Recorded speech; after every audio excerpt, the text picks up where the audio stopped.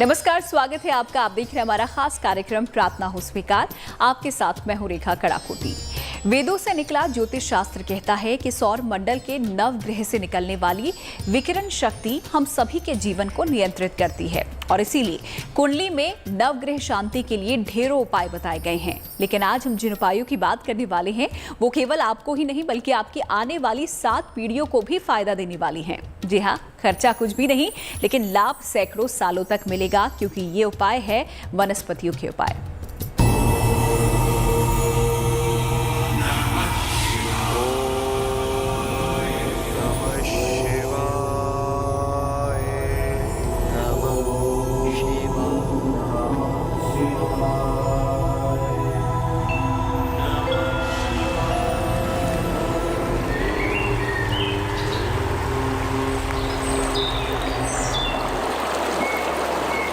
अब मिलेगा जीवन में मान सम्मान।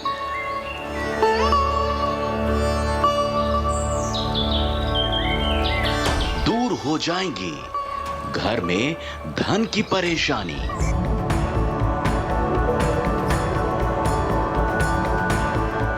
मिटेगा क्लेश, घर आएगी शांति। घर की बगिया का पेड़ बदलेगा किस्मत। वेदों में प्रकृति की उपासना को ही सर्वोपरि बताया गया है। हवन और यज्ञ को ही देव स्तुति का साधन माना गया है। इसी को आधार मानकर ज्योतिषीय गणनाएं कहती हैं कि घर के आंगन से लेकर घर की बगिया तक में बोया गया पेड़ न केवल आपके संकट दूर करता है बल्कि आपकी कुंडली के ग्रहीय दोषों को भी दूर कर सकता है।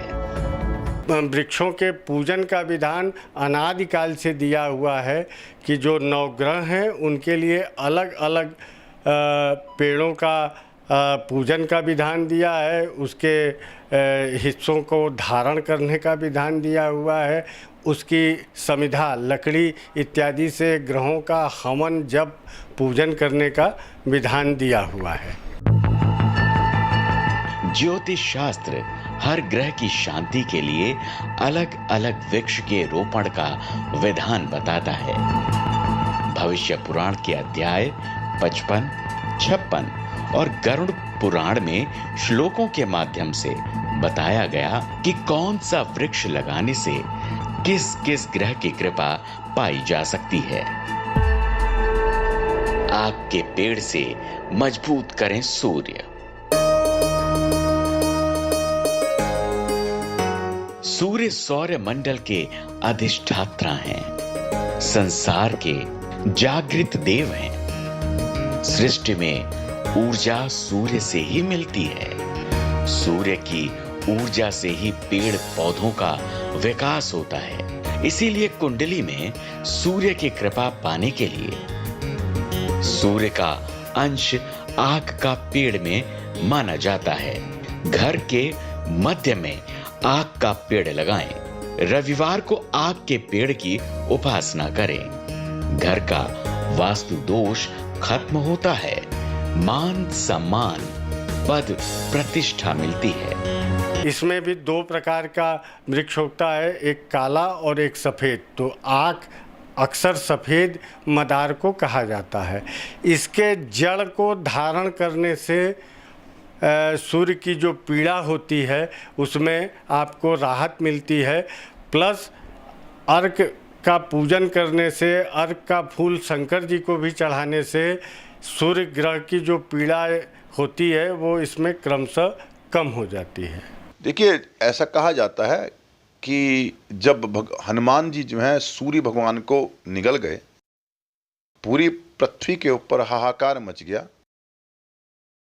तब आग के वृक्ष ने जो है हनुमान जी की तंद्रा को भंग करने का थोड़ा सा कार्य किया था कि सूर्य उनको जो है उनकी टहनियाँ उनको छू गई।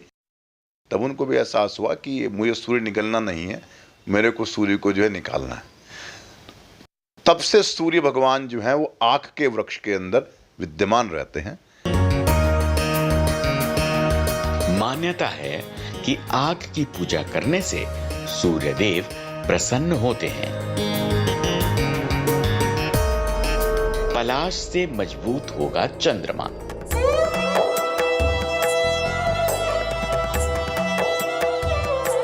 ज्योतिष में चंद्रमा को मन का कारक माना गया है।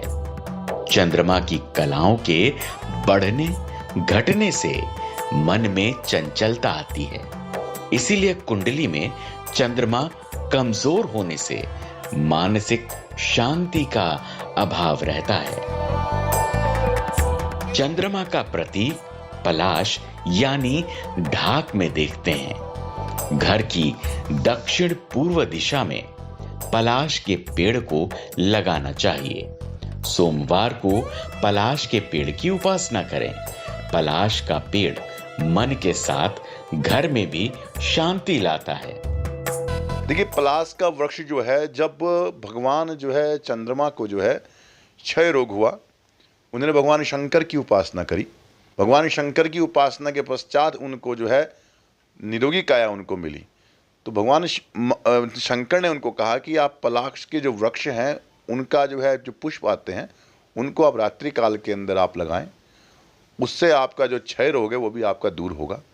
तब से जो है पलाश के वृक्षों के अंदर जो है चंद्रमा का प्रवेश जो है वो हो गया था। और तब से जो है चंद्रमा के जितने भी प्रयोग होते हैं, हम लोग चाहे मानसिक कारण हो कोई भी हो, उसमें जो है हम प्रयोग उसका जो है लकड़ी का करते हैं। मान्यता है कि इसीलिए ढाक यानी कि पलाश के पत्तों से बनी पत्तलों में प्रसाद भोजन ग्रहण करने का विधान शास्त्रों में बताया गया है। खैर के पेड़ से मजबूत होगा मंगल। लाल ग्रह मंगल को भौमिपुत्र यानी कि पृथ्वी का पुत्र कहा जाता है। कहते हैं कि कुंडली में मंगल ऊर्जा, उत्तेजना और आक्रामकता का प्रतीक होता है। इसीलिए मंगल की शुभता पाने के लिए घर में खैर के पेड़ का रोपण करना चाहिए। मंगल का वास खैर के पौधे में माना गया है। घर की दक्षिण दिशा में खैर का पेड़ लगाना चाहिए। मंगलवार को खैर का पूजन मंगल की शांति कराता है। देखिए, खैर की जो स्थिति है वो भी अग्नि तत्व है और मंगल भी अग्नि तत्व है। दोनों के रंग भी आपस में मिलते हैं और शास्त्रों में मंगल ग्रह की शांति के लिए खैर के माला से जप भी करने का विधान है और खैर की लकड़ी पे मंगल ग्रह का हवन करने का भी विधान है। खैर की लकड़ी में अग्नि का वास माना जाता है। खैर को पराक्रम का भी प्रतीक कहते हैं और मंगल भी पराक्रमी है। इसीलिए खैर का पूजन जातक को पराक्रमी बनाता है। ज्योतिष का विज्ञान कहता है कि बुध ग्रह का प्रतिनिधित्व केले और चिरचिता का पेड़ करता है और जिस भी पेड़ के पत्ते चौड़े होते हैं वो बुध से संबंध रखता है और जातक को बुध की कृपा मिलती है। जबकि कुंडली के जिस भाव में बृहस्पति बैठा है उस दिशा में पीपल का पेड़ लगाना चाहिए। जबकि शुक्र का आशीर्वाद पाने के लिए हमें गुलर का पेड़ लगाना चाहिए। इन उपायों को अपनाकर हम अपने जीवन में बल, बुद्धि और धन धान्य से संपन्न हो सकते हैं। चिरचिता दिलाएगा बुध की शुभता। ज्योतिष में बुध ग्रह बुद्धि और विद्या का ग्रह माना गया है। बुध के बली होने पर जातक की संवाद शैली कुशल होती है। वो एक अच्छा वक्ता होता है। बुध का वास चिरचिता या अपमार्गा के पौधे में माना गया है। घर की उत्तर पूर्व दिशा में अपमार्ग का पौधा लगाना चाहिए। बुधवार के दिन अपमार्ग की उपासना बुध की मजबूती कराता है। अपामार्ग जो चिड़चिड़ा जिसको बोलते हैं ये बुध ग्रह के लिए है। तो ये बुध ग्रह के जप के पश्चात हवन इत्यादि में भी ये समिधा उपयोग होती है, या चिड़चिड़ा का जो सूखा हुआ पत्ता है, डंठल है, इसको हरे कपड़े में बांध के अपनी भुजा में, दाहिने भुजा में धारण करने से बुध ग्रह की शांति होती है। साथ में इसमें कहा जाता है यदि ये वृक्ष की जो है चिड़चिड़ा की यदि आप जो है छाल को यदि आप जो है बुधवार के दिन आप जो है अपनी जो खराब हुई आपकी जो त्वचा है, यदि आपको एक्जिमा है, यदि आपको कोई भी किसी प्रकार का रोग आपकी अब है जो स्किन से संबंधित है, उसको आप दूर कर सकते हैं। उपासना जातक को कुशाग्र बुद्धि का मालिक बनाता है। पीपल करेगा गुरु बृहस्पति को प्रसन्न। बृहस्पति सौर मंडल में सबसे बड़ा ग्रह है, इसीलिए इसे गुरु भी माना जाता है। बृहस्पति की प्रसन्नता भगवान विष्णु की कृपा दिलाती है। पीपल में देव गुरु बृहस्पति का वास माना गया है।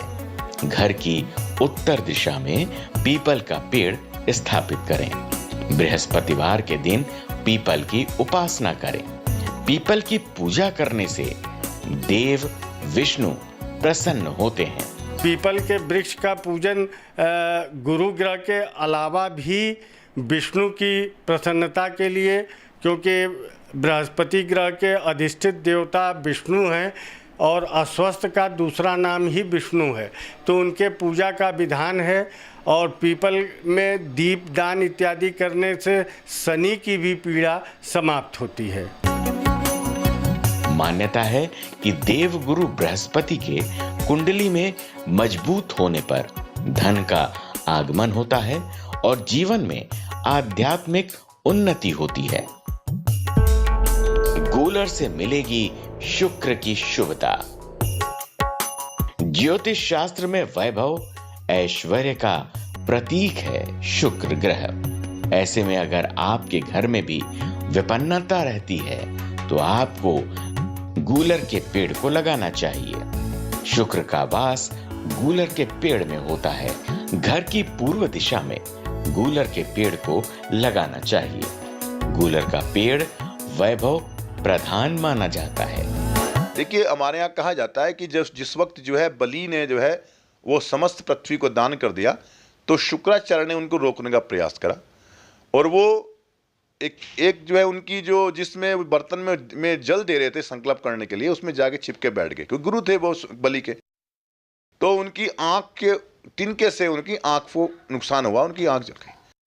तो गूलर का जो वृक्ष था, उसका जो वो फल था, उसको उन्होंने अपनी आंख पे लगाया, उसको लाभ हुआ, बहुत लाभ हुआ शुक्राचार्य को।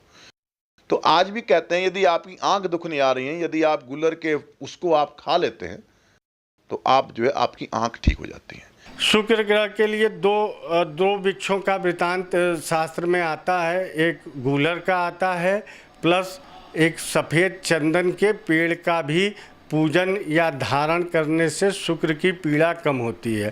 तो इसके फल का सेवन या इसको समिधा में वही हवन इत्यादि के क्रम में शुक्र ग्रह के जप के उपरांत अगर किया जाए तो निश्चित रूप से शुक्र ग्रह की पीड़ा इससे शांत होती है।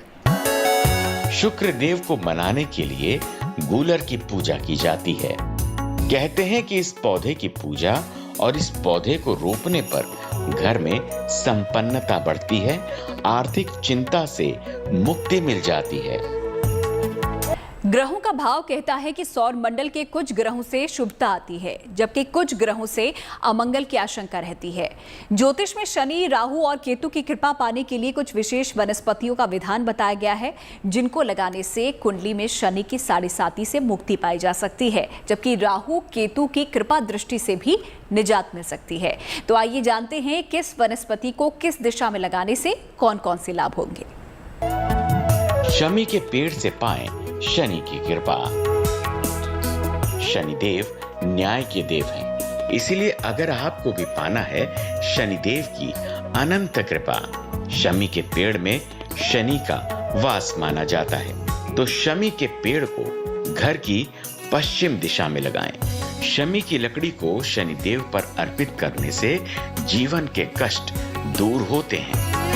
आप शमी का पौधा लगा करके उसकी देखभाल करके उसकी पूजा उपासना करके शनि की कृपा पा सकते हैं। लेकिन याद रखिए, शमी के पौधे के अंदर छोटे छोटे कांटे होते हैं, इसलिए शमी का पौधा घर के अंदर मत लगाइए। घर के मुख्य द्वार पर निकलते समय लेफ्ट साइड की तरफ लगाएं तो ज़्यादा बेहतर होगा। और अगर वहाँ जगह नहीं है तो छत पर भी आप अपने शमी का पौधा लगा सकते हैं, लेकिन घर के अंदर शमी का पौधा मत लगाएं। और अगर संभव हो तो शनिवार की शाम को उसके नीचे सरसों के तेल का दीपक जलाएं, इससे शनि की कृपा आपको प्राप्त होगी। शमी के पूजन करने से लक्ष्मी की भी प्राप्ति होती है और दरिद्रता दूर होती है। तो शनि की दशा काल में प्रायः आदमी को अर्थ संकट का बहुत ज़्यादा सामना करना पड़ता है। तो उस दृष्टिकोण से शमी वृक्ष का अगर पूजन किया जाए, उसकी लकड़ी को डंठल को यंत्रवत या किसी नीले कपड़े में बांध के भुजा और गले में पहनने से शनि की पीड़ा समाप्त होती है। मान्यता है कि कुंडली में 7.5 लगी हो या फिर ढैया, शमी की समिधा से हवन करने से शनिदेव प्रसन्न होते हैं और जीवन खुशहाल बनता है। कुशा दिलाएगी केतु की शुभता। सौर्य मंडल में केतु को छाया ग्रह माना गया है। कहते हैं कि केतु की शुभता जातक को राजनीति में सफल बनाती है। केतु को प्रसन्न करने के लिए कुशा के पेड़ की पूजा की जाती है। घर के उत्तर पश्चिम दिशा में कुशा का रोपण करें। देखिए, कुश एक विशेष तरह की घास है और ऐसा माना जाता है कि कुश का संबंध है अमृत से। इसलिए कुश का प्रयोग करके आप बहुत सारी समस्याओं को दूर कर सकते हैं। जब आप कुश के जल से भगवान शिव का अभिषेक करते हैं तो पाप ग्रहों की जो बाधा है, खासतौर से अगर राहु केतु की बाधा है, केतु की विशेष बाधा है, तो वो बाधा दूर हो जाती है। मान्यता है कि कुंडली में बलि केतु राजयोग बनाता है।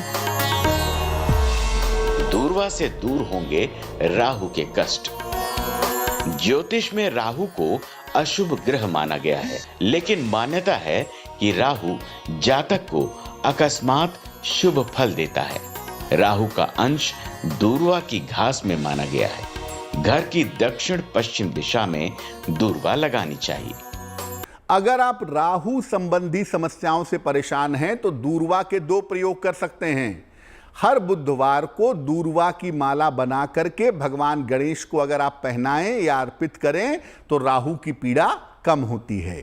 या आप दूब घास शिवलिंग पर समर्पित करके भगवान शिव से अगर प्रार्थना करें, लगातार करें, खासतौर से बुधवार और शनिवार को करें, तो आपके लिए बहुत शुभ होगा। ये घास अर्पित करने से आपके राहु संबंधी बाधाएं दूर हो जाएंगी। राहु ने जो है वो चंद्रमा को दोष का निवारण करने के लिए, चंद्रमा को जो है और दबाने के लिए उन्हें राहु उससे दूर्वा से मित्रता करी।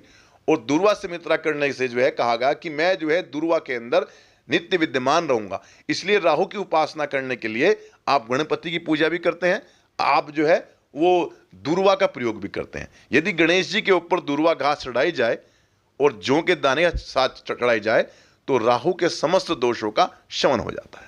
मान्यता है कि राहु की कृपा साधक को वैभव दिलाती है। भारतीय शास्त्रों में वृक्षारोपण को वृष्टि यज्ञ कहा गया है।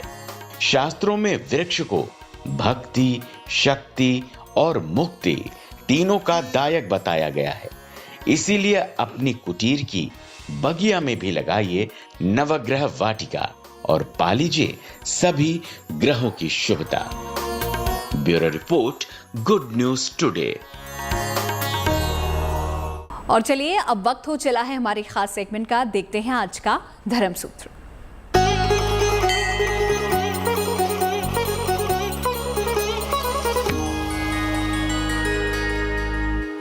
देखिए, भारतवर्ष की जो परंपरा है वो ऐसा नहीं है कि वो केवल मनुष्य को ही महत्वपूर्ण मानती है।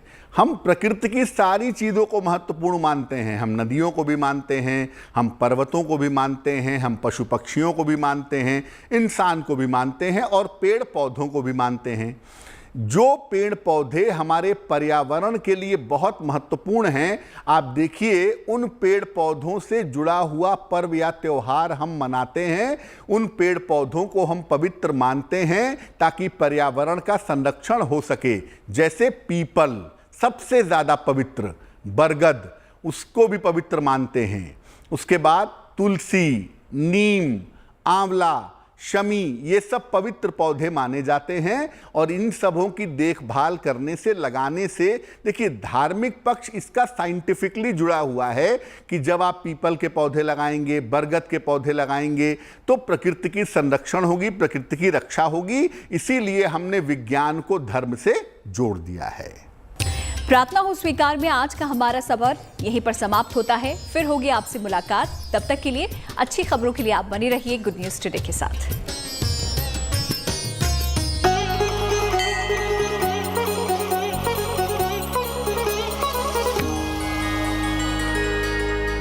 अच्छाई पर टिकी है, बुराई तो